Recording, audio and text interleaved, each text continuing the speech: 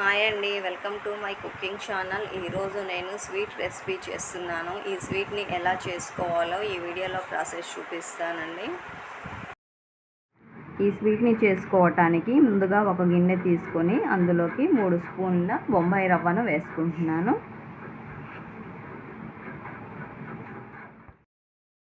ఈ స్వీట్ని బొంబాయి రవ్వ వేసి చేసుకోవటం వల్ల క్రంచీగా చాలా బాగుంటాయండి. ఇప్పుడు ఇందులోకి కాచి చల్లార్చిన పాలు వేసుకుంటున్నాను. ఎక్కువగా కాదండి, కొద్దిగా తడిచే విధంగా వేసుకోవాలి. చూసారు కదా, ఈ విధంగా కలిపి పెట్టుకొని ఒక 10 నిమిషాల పాటు పక్కన పెట్టుకోవాలి. బొంబాయి రవ్వను అలా కలుపుకున్న తర్వాత ఒక పెద్ద గిన్నెను తీసుకొని అందులోకి 1.5 కప్పు మైదాను వేసుకుంటున్నాను. మీరు కావాలంటే గోధుమ పిండితో కూడా చేసుకోవచ్చు. ఇప్పుడు ఇందులోకి 1/2 టీ స్పూన్ ఇలాచీ పౌడర్ వేసుకుంటున్నాను. ఆ తర్వాత చిటికెడు సాల్ట్ వేసుకుంటున్నాను. ఆ తర్వాత ఏ గిన్నెతో అయితే మైదాను తీసుకున్నానో అదే గిన్నెతో ఒక గిన్నెడు షుగర్ పౌడర్ వేసుకుంటున్నాను. మీరు కావాలంటే ఎక్కువగా వేసుకోవచ్చు, లేదంటే అరకప్పు అయినా వేసుకోవచ్చండి. ఆ తర్వాత 2 స్పూన్ల నెయ్యి వేసుకుంటున్నాను.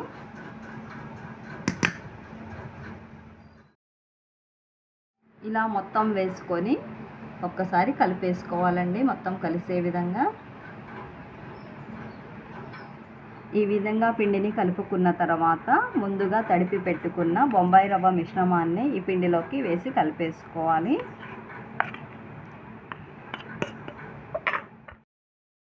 చూశారు కదా, పిండిని ఈ విధంగా కలుపుకున్న తర్వాత ఇందులోకి కాచి చల్లార్చిన పాలను పోసుకుంటున్నాను.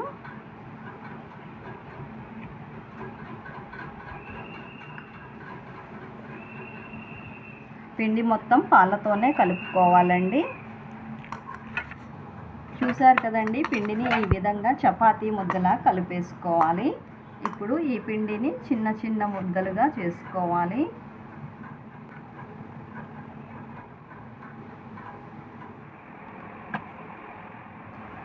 పిండిని ఈ విధంగా చిన్న చిన్న ఉండలుగా చేసుకున్న తర్వాత ఒక ఫోర్క్ స్పూన్ తీసుకొని దీని మీద ఈ పిండి ముద్దను పెట్టుకొని దీన్ని ఇలా చిన్నగా ప్రెస్ చేసుకోవాలి.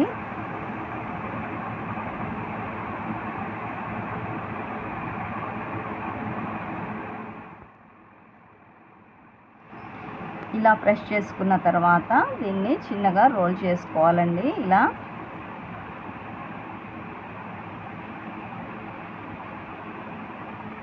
ఇలా రోల్ చేసుకున్న తర్వాత చివర్లు విడిపోకుండా ఇలా ప్రెస్ చేసుకోవాలి.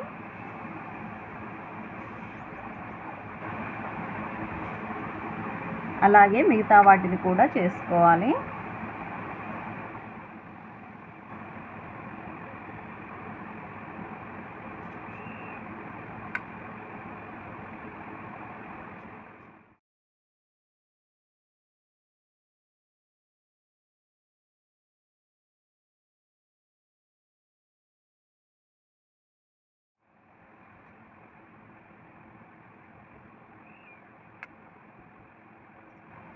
చూసారు కదా, ఈ విధంగా మొత్తం ప్రిపేర్ చేసుకున్న తర్వాత వీటిని ఆయిల్లో డీప్ ఫ్రై చేసుకోవాలి.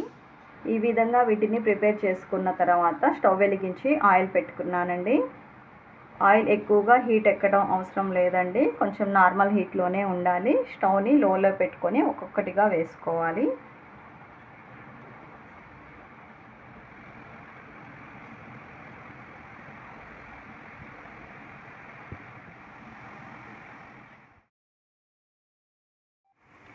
ఇలా మొత్తం వేసుకున్న తర్వాత స్టవ్ని మీడియం ఫ్లేమ్లో పెట్టుకొని వీటిని కొద్దిగా వేగిన తర్వాత స్లోగా ఇలా చెంచా పెట్టి కలుపుకోవాలండి.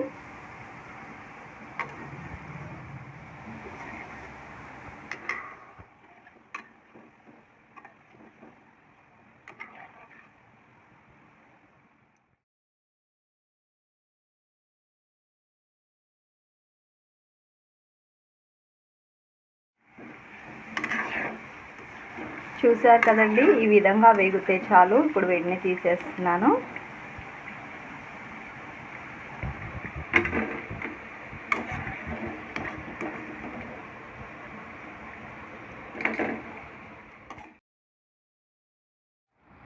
అలాగే మిగతా వాటిని కూడా వేయించుకుంటున్నాను.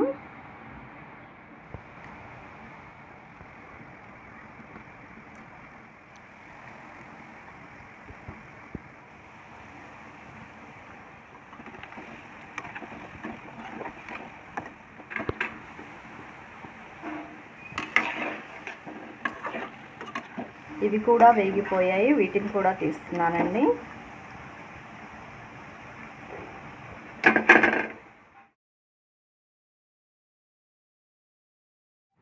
చూసారు కదండి, Goa special Kalkal sweet recipe. ఈ విధంగా చేసుకుంటే టేస్ట్ చాలా బాగుంటాయండి. పిల్లలు చాలా ఇష్టంగా తింటారు ఇలా చేసుకుంటే. ఒకసారి ట్రై చేసి చూడండి. నా వీడియో మీకు నచ్చినట్లయితే ప్లీజ్ లైక్ చేయండి, షేర్ చేయండి, సబ్స్క్రైబ్ చేయండి. Thanks for watching my videos.